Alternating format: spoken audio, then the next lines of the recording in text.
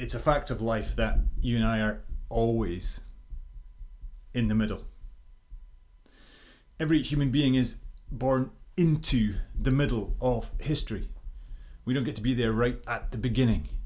We're born into a life and are surrounded by other lives and stories. Today, we together are looking at part of a story, a letter in a collection of writings that we call the Bible. It's a letter that was written a long time ago in what might seem like a galaxy far, far away, but despite being ancient and despite being, well, not that far away in Asia, this letter is part of a set of stories that contain deep truths. This letter in particular is written to be a mixture of comfort and challenge to people who feel trapped, stuck in the middle of things. It's a letter that was written to be read out loud when groups of followers of a man called Jesus of Nazareth would meet together, just like us. The writer of this letter was a Jewish follower of Jesus known as John. As we've seen in the beginning of his letter, this revelation, this vision, this uncovering is of a fascinating Jesus. In words, not a Jesus stuck in the past, not a Jesus from 60 years ago, not a Jesus who is far away, but a Jesus who is one who calls himself the living one and who describes himself as here and now in the middle of what his people are going through. This particular message today is for a place called Pergamum.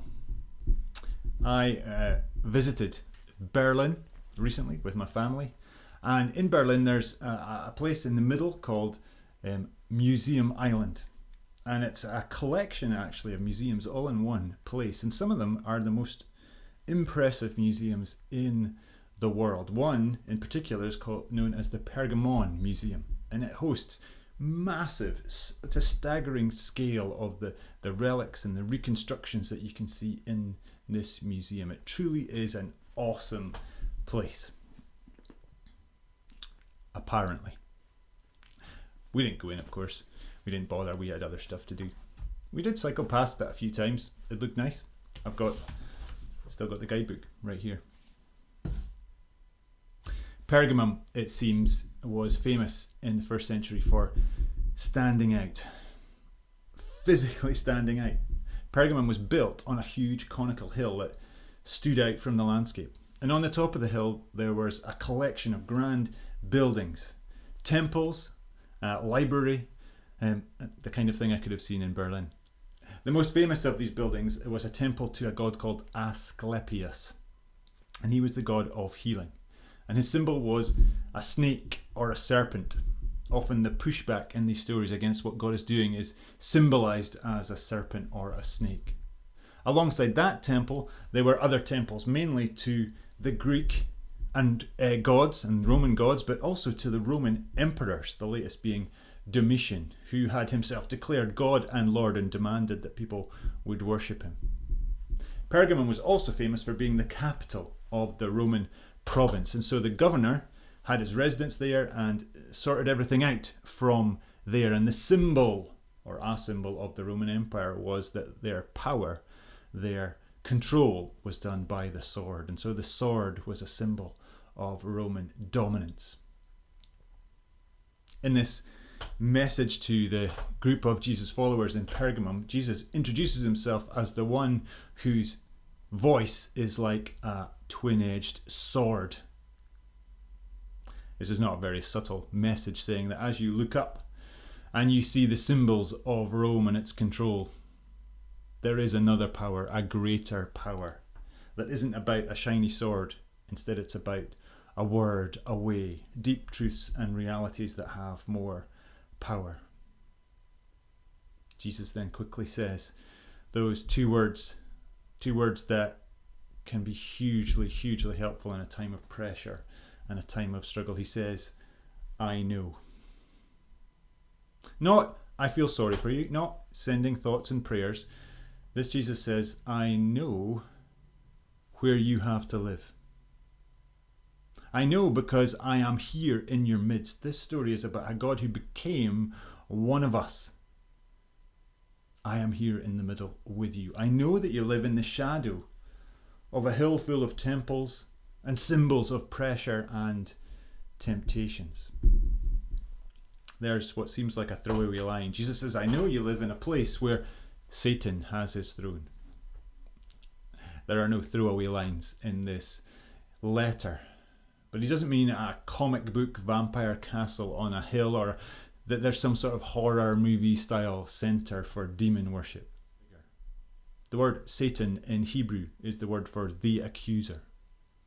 In these stories, this idea represents all the forces that push back against what this God is doing. And an awful lot of them are represented on the top of this hill. It seems like as God's project moves forward, and it seems to be a story of healing and restoring and resurrection and bringing justice, there are forces that are only interested in themselves and destroying things and tearing things apart. And they push back. These Jesus followers in Pergamum have not given in to this pressure. They've stuck to being part of the Jesus movement. They haven't given up. Even when some of their members have been persecuted, attacked, even someone called Antipas put to death. So Jesus encourages them. He says, well done. But like any good coach, Jesus has some correction as well. It seems like not everyone in Pergamum has stuck completely to the Jesus way, and we can guess how from some strange characters that are mentioned next. Balaam was part of the Jewish story. A long time ago, he was a holy man that enemies of the Israelites would hire to try and curse what they were doing. It didn't work. The king of the Moabites, King Balak, hired Balaam to do that very thing, and he couldn't do it because Israel's God was the real God. So instead, Balaam gave the king advice. He said, if you want to undermine the Israelites, there are two ways you can do that. You can get them to get involved with other gods, or you can get them to get involved in the kind of ways of life that will draw them away and off track from what the whole Jewish movement is about. That was known as idolatry, following other gods, or immorality, following selfish, destructive and exploitative ways of life. It's no surprise that Jesus' followers in Pergamum were giving in to the pressures and the temptations around them. Look around. Everybody else is doing it. Why not? What difference can it make? I'm still an Israelite, or I'm still a Jesus follower. I'm still part of the tribe. But look, there's all this other stuff going on, and everyone else is doing it, and it promises health and happiness, and look, I'm going to miss out if I don't take part in it, and I might even suffer. Look at Antipas. Look what happens if you stand out. What Jesus of Nazareth has said in his life, in how he spent time with his followers, was that they were, everyone is made to love God and to love the people around about them, their neighbours. Made to partner in what God is doing, part of his new creation, part of his restoration project. According to Jesus of Nazareth, the only command is to love. To love God and to love the people around about you. So the only command is love, and the only test is love. And so that hill full of temples in Pergamum was saying something completely different. It was saying love yourself, love the empire, pay the gods, buy into the system. That's the way to be safe and secure. Bow down to the emperor. Look around you. Things look good. There are promises of pleasure and happiness and power and experiences, all based on you getting what you want rather than putting other people first. Why would you bother serving other people? Why would you bother serving the creation around you? Why would you risk standing out from the crowd? Look at what everybody else is doing. In this vision, in this revealing, Jesus calls them to do something. He says, repent is the word he uses. Jesus doesn't want them to feel bad and to behave. That's what people tend to mean when they use that word repent. He's trying to remind them who they are. This isn't about control. He isn't waving a sword. The Hebrew word he uses is teshuva. It means to come back home, to turn back around. The Greek word for it is metanoia, which means to change back, to change your mind, to not change into something else, but to come back to who you are, who you really are, to remember that you were made to love God, to love the people around about you, to be part of what God is doing. Jesus says, and they will know you're my followers because of your love. That will be what sets you apart. Part of the Jewish story was they had been told by their God to be holy. We tend to think that word holy means religious, to be a goody-goody, to be more spiritual than other people. That word holy doesn't mean super spiritual or better behaved. It means simply set apart. Something is set apart to stand out, like a huge hill covered in temples stands out from the landscape. Jesus says, you are made to be holy. The Israelites were told to be holy, which meant they were supposed to be distinctive, to stand out. You are made to be a person of distinction. Remember that. So live like one. The Israelites, the children of God, were supposed to stand out because they were supposed to be a kingdom of priests, to be a blessing, to be a light to the nations around them. People would look at their lives and see who God really is, what God is doing. An ancient Jewish rabbi called Paul, who wrote his own set of letters to groups of Jesus' followers, challenged one particular group to live their lives as a way of responding to God, to not, he said, conform to the rebellious world around you, but instead be transformed back into who you are. Not to be drawn into destructive ways or systems around you, but to keep coming back, being renewed and reminded of who you are. And what was that? What would people see? Love. Love in action. Jesus' messages each finish with a reminder, and here the reminder he gives, the promise he gives, is a reminder of why they are doing this. He makes a promise about two seemingly strange things. He mentions something called manna, and he mentions white stones.